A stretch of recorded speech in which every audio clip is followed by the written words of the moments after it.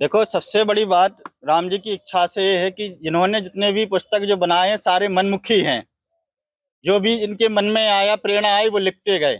हमारे हिंदू धर्म के सभी नवयुवक बालकों को भी यही शिक्षा सिखाते हैं सभी लोग। हमारे पुरातन काल से जो राम कृष्ण तो सभी जो भगवान है 24 अवतार हैं। इन अवतारों के बारे में ना बता करके अपने स्वामी नारायण के धर्म के विषय के बारे में उसमें भी गलत टिप्पणियां लिखी हुई है। कभी कहते हैं कि सूर्य नारायण भगवान को प्रणाम कर रहे हैं, सूर्य नारायण भगवान स्वामी नारायण को प्रणाम कर रहे हैं, उनसे आशीर्वाद ले रहे हैं। अरे पहले सूर्य नारायण थे कि पहले ये स्वामी नारायण थे?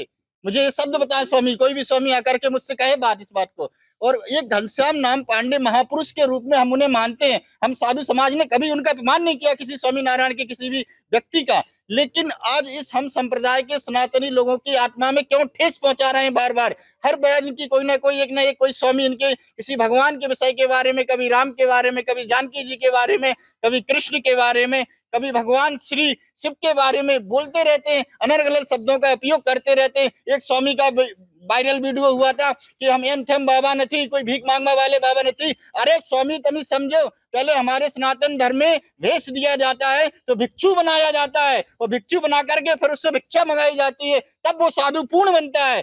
क्या तुम साधु हो? क्या सिखाओगे तुम राजमहल में रहने वाले? आओ हमसे टक्कर लो, हम त्यागी तपस्वियों से, तुम्हें पता लग जाएगा सनातन धर्म क्या है और सनातन धर्म किसे कहते हैं। साधु ऐसे ही बनाया जाता है। साधु हम लोग गुरुमुखी हैं, मनमुखी नहीं है। हमारे मन में जो आ गया हम धर्म के प्रति बोलते रहे। हम लोग गुरुमुखी हैं और गुरुमुखी हमेशा रहते हैं। आप देखो पुस्तकों में देखो, आप क्यों ऐसा अनर्थ गलत कर गए हो? आप एक सनातनी हो, अच्छी विचार धारणा रखो, पूरे सनातन को एकत्रित करके पूरे विचारों से पूरे अखंड भारत को विश्व तरीके से बनाने की कोशिश करो, सनातनी बनाने की कोशिश करो। आप तो आपस में ही झगड़ा करा रहे हो। आप तो आपस में ही बोल रहे हो कि राम कुछ नहीं है, जानकी जी कुछ नहीं है, लक्ष्मण जी कुछ नहीं है, हमारा स्वामी ही बहुत कुछ है। अरे एक बात सोचो कि स्वामी नारायण किसे कहते हैं? नारायण कौन है?